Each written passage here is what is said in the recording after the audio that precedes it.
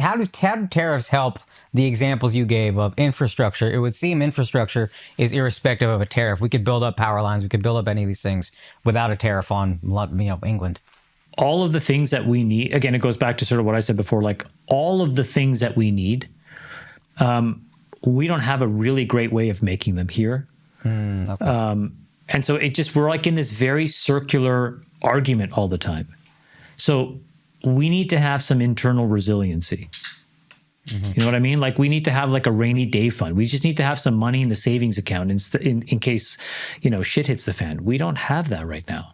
So I'll give you an example, like in energy. Okay. Like very, very, very reductively, the world is going to be decided. Like meaning like if this was like the NBA regular season, okay, we're entering the playoffs. Who wins the championship? It's very simple. The person that controls AI and the person that has the best military. That's it. And when you say it that way, you're like, okay, there's all these things that we need to do for AI as an example. Okay, you're like, well, we need like infinite power for AI. Okay, well, how do you get power? Oh, well, let's just do nat gas. Okay, great. And immediately you realize, oh, hold on, nat gas turbines, it takes a turbine, right, to make energy out of nat gas, is so backlogged because none of it comes from America. Okay, there we go. We cannot turn it on until 2030. Okay, so now, Akash, tell me, how are we supposed to win the NBA Finals against China when they have everything? Yeah. They can make everything. Yeah. And we can't yet. Yeah. So we're kind of are we just going to wait 5 years and hope it solves itself? Are we forcing our own hand to develop these industries? I think so. Got it. Okay, so part of it is forcing our own hand to develop these industries, making it too expensive to consume from other places, and also making it too expensive for them to sell to us. So we create an incentive to create these industries here. Also, real quick, I just want to go back to that trade deficit thing. If we are the world's consumer, doesn't it make sense that we do run a trade deficit with most countries? And isn't that a healthy thing if that's the position we want to be in, if that's where we feel like the leverage exists? I think that there's a very philosophical answer to this. I think the technocratic answer is you want to have the ability to change it as you see fit because it changes the incentives for countries to cooperate with America. Okay, so just so I can understand that.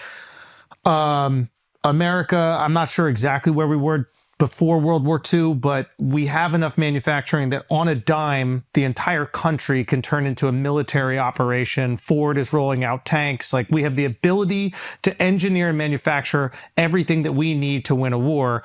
Right now, we are too dependent on outside factors. So we actually can't flip that switch if we need to. So it's like putting ourselves in a position where we can flip the switch, and that gives us way more bargaining power and leverage in the real world because we are not 100% reliant on these other countries. Exactly right. And there's just a lot of hard work. I'll give you you want to hear a crazy story? Yes. In 2020, I had this kid pinging me constantly on Twitter. And he had worked for Elon building up the battery supply chain for Tesla, and he had left Tesla to go to business school.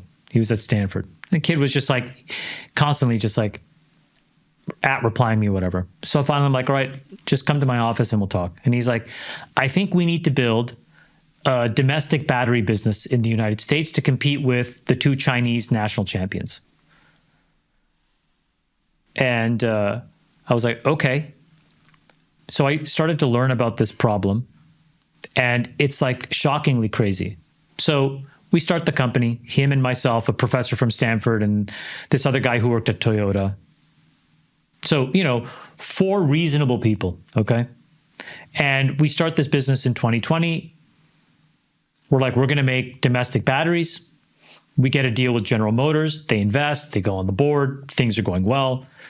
And then we get to this place where, and this was under the Biden administration, we needed the approval of the DOE and the signaling from the DOE, the Department of Energy, that, this American company is not bullshit. We take a year, we go through, we stand in line, we play it exactly down the middle. We file this like 600-page report. The consultants that they told us to pay, we paid. We did everything. got rejected. I was like, okay, this makes no sense.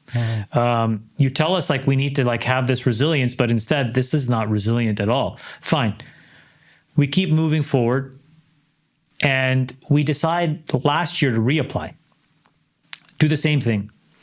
We get through the end of all of this and we get picked. 125 companies apply. Gets down to like 25 finalists. These guys give they do an incredible job, by the way, the DOE employees, like of the diligence and stuff. Like this was like, I've never seen anything like this. We go through proctology exam, like you wouldn't believe. We get it. Federal government gives us $100 million. Michigan gives us 50 to build this factory in the United States.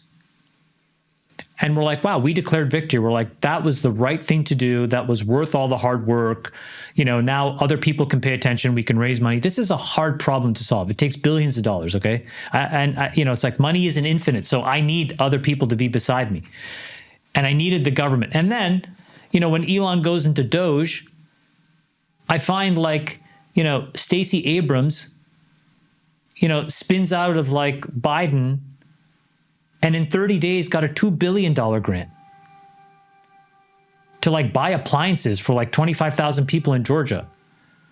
So, you know, we have a lot of like cell phones here as well to blame for this. Like that is an insane story. How did she get 20 times more than we did? We have a 50-person team that makes batteries to compete with the Chinese at the same quality. We got $100 million by a 2-year process. She started an application on June 1. June 30, you got $2 billion. How does that work in America? Is that right? That is not right. How does that work? Well, it's not working anymore, thank God to Doge, but that's not right. What is that process? Is that some cronyism? Yeah.